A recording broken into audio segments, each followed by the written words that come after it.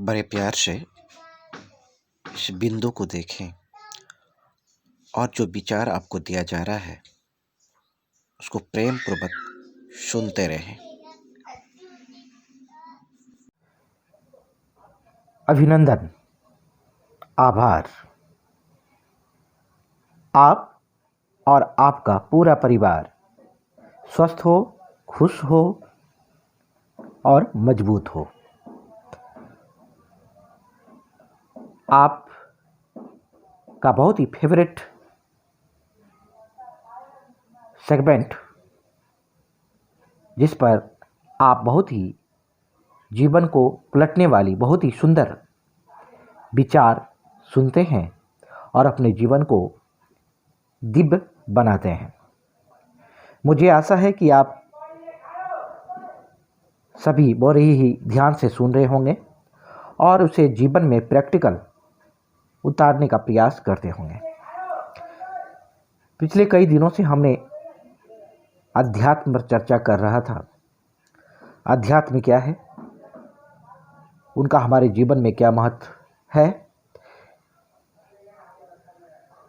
हम धार्मिक हमें होना चाहिए कि नहीं होना चाहिए, धर्म क्या है, कौन सी क्रिया हम धर्म के अनुसार या सारी क्रिया हमें धर्म के अनुसार करना चाहिए, इन पर हम विचार कर रहे हैं।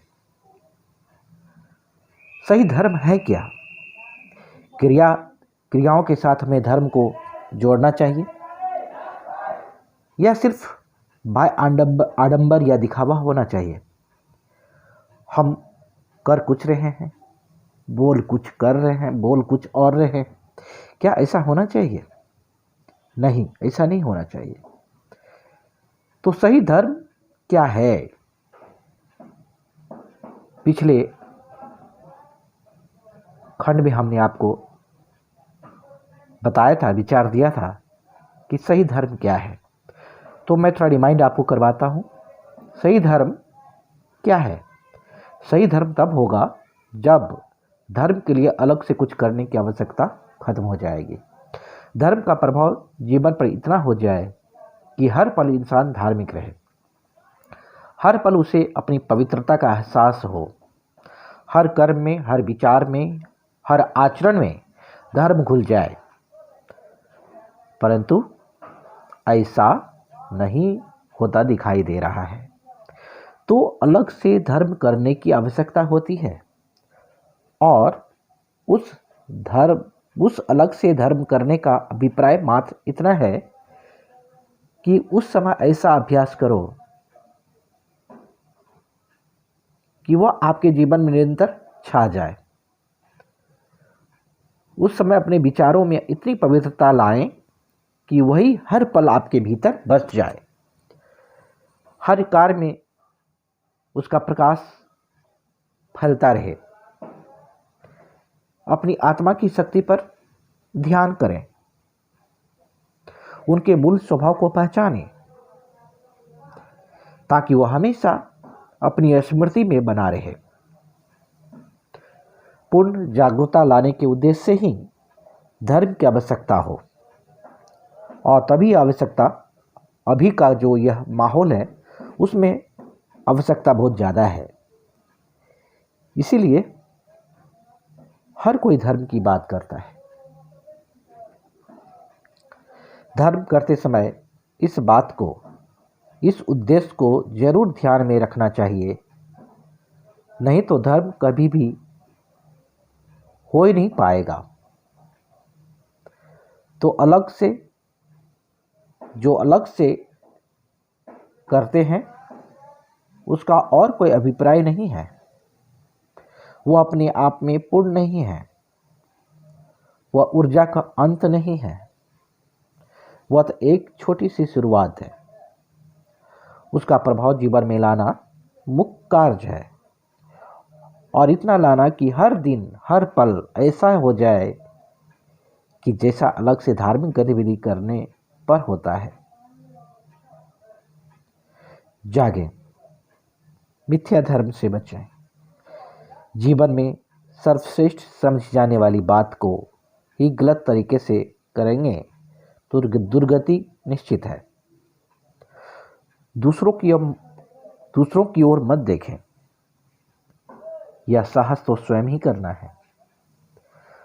अपनी आत्मा की आवाज को सुने। यदि यदि सच्चा धर्म करना है तो कहीं भी बैठ जाए। स्थान व समय का चुनाव ऐसा करना है जब कुछ पल आप भीतर की यात्रा में जा सके। 2 पल अपनी आत्मशक्ति पर नजर करें। उसमें बसी पवित्रता, आनंद, सहिष्णुता, शांति, प्रेम, साहस पर ध्यान करें। उन्हें महसूस करें। उस बोध से भर जाएं और उस बोध को जीवन के हर पल में लाने का प्रयास करें।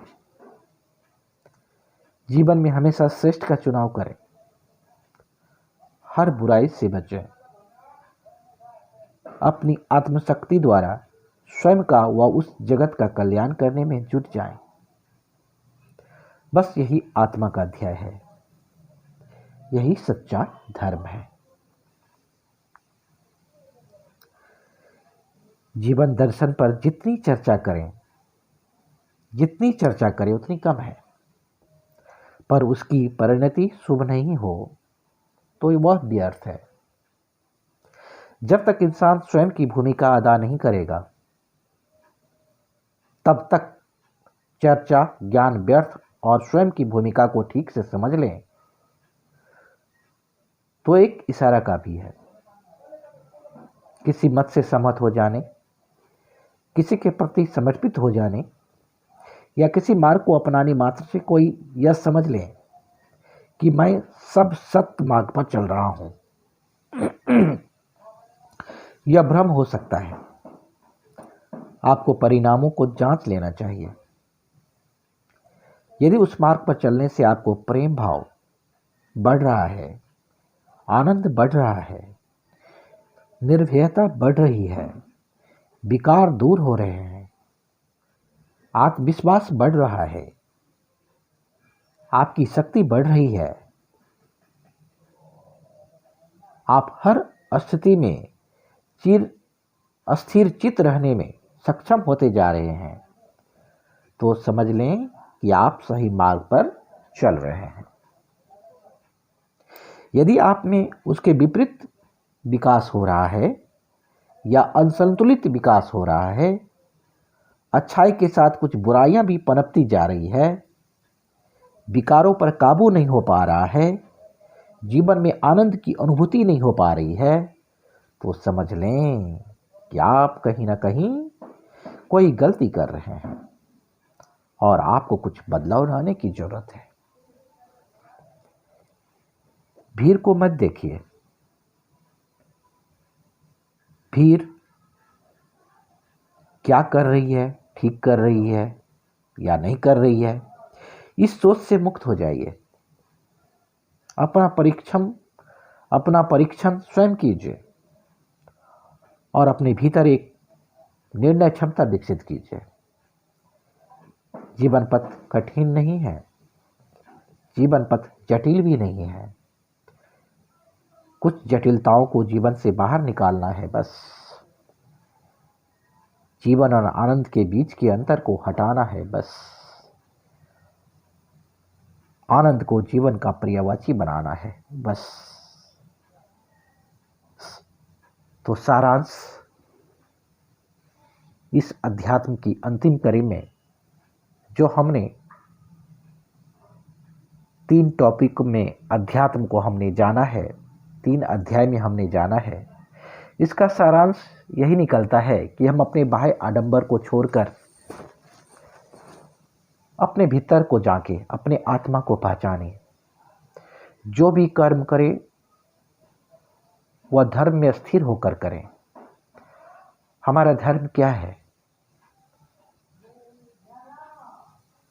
हमारा कर्म क्या है, हमारा संकल्प क्या है और हमारा विचार कैसा होना चाहिए, इन सबको मद्देनजर रखते हुए अपने कर्म में सात्विकता, अपने कर्म में हल्कापन,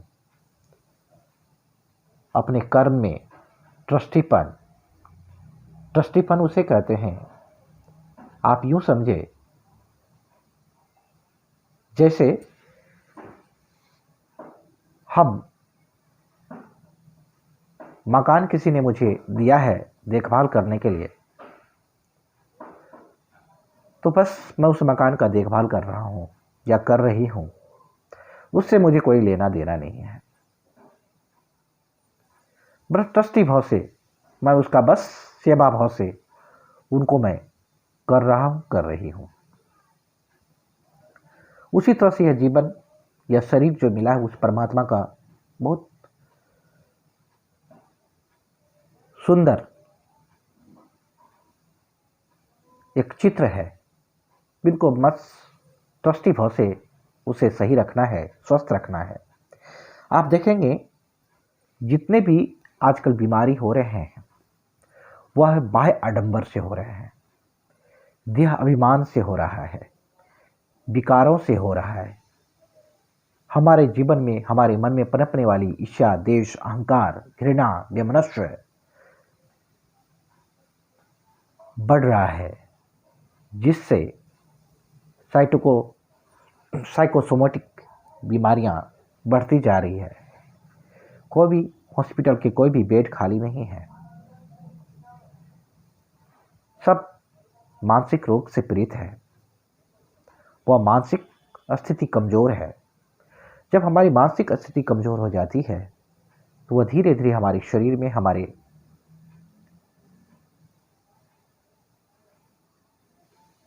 हमारे सिस्टम में पैदा होने लगता है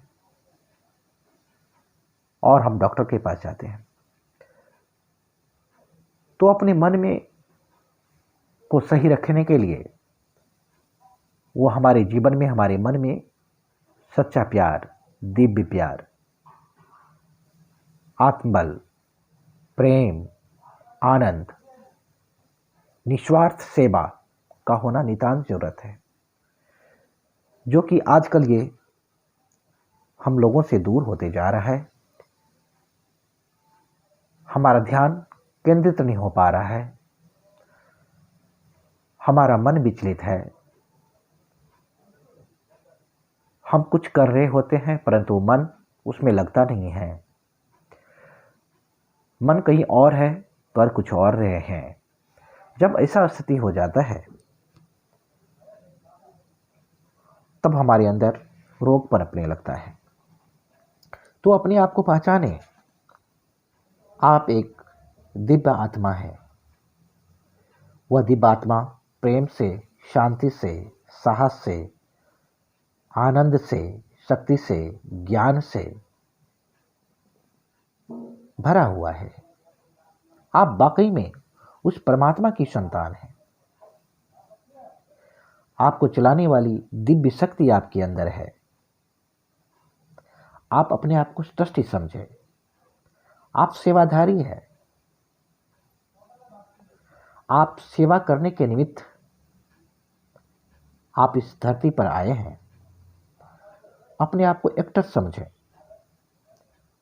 और अपने द्वारा बेस्ट, सबसे अच्छा एक्ट करें, कार्य करें।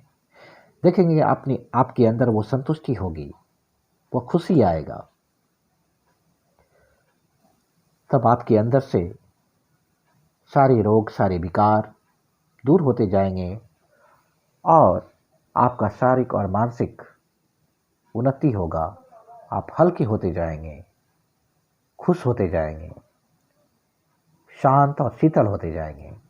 आपका चित्त और मन पवित्र होते जाएगा। फिर आपको जीवन जीने में बड़ा मजा आएगा।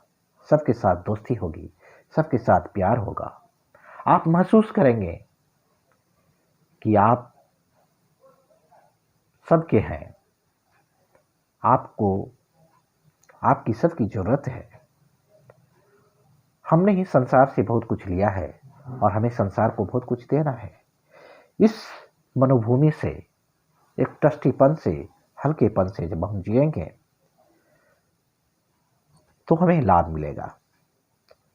अपने मानसिक स्थिति को भी हल्का बनाना है, श्रेष्ठ बनाना है, ज्ञान और योग से भरना है। साथ साथ कुछ क्रियाएं भी करेंगे। क्रियाओं में कुछ आसन, कुछ प्राणायाम, ध्यान, ये सब हम करते हैं तो हमें चारों ओर से हम अपने आप को ठीक रखने में, स्वस्थ रखने में हमें मदद मिलती है। और कोई भी दरवाज़ा हमारा लीकेज नहीं है, सब दरवाजे हमारे बंद है, तो कोई भी निगेटिविटी हमारे अंदर नहीं आ सकता, और आएगा भी तो तुरंत चला जाएगा। जैसे पानी पर जब हम चोट करते हैं तो पानी पर थोड़ी देर के लिए लकीर बनती है और तुरंत मिट जाता है। उसी तरह से आप धीरे धीरे लाइट और हल्के होते जाएंगे, स्वस्थ होते जाएंगे, मजबूत होते जाएंगे, खुश होते जाएंगे, तो निगेटिविटी आएगी कि माहौल ऐसा है, तो वो निगेटिविटी आपके पास रहेगी नहीं, कोसों दूर चली जाएगी। अपने आप को पेशेंस रखकर जो भी विचार समय के अनुसार मेरे द्वारा दिया जा रहा है, उस परमात्मा के माध्यम के द्वारा, उस परमात्मा के संकल्पों के द्वारा उनको आप सुनकर अपने जीवन में उतार कर अपने जीवन को अच्छा बनाएं। ऐसे ही शुभ संकल्पों के साथ आज मैं इस आध्यात्म चैप्टर को समाप्त करता हूं, और मुझे आशा है कि आप अध्यात्म को अच्छी तरह से समझ गए होंगे। असली अध्यात्म क्या है और उस अध्यात्म का, धर्म का हमारे जीवन में कितना महत्व रखता है। आप और आपका पूरा परिवार स्वस्थ हो, खुश हो, मजबूत हो। धन्यवाद।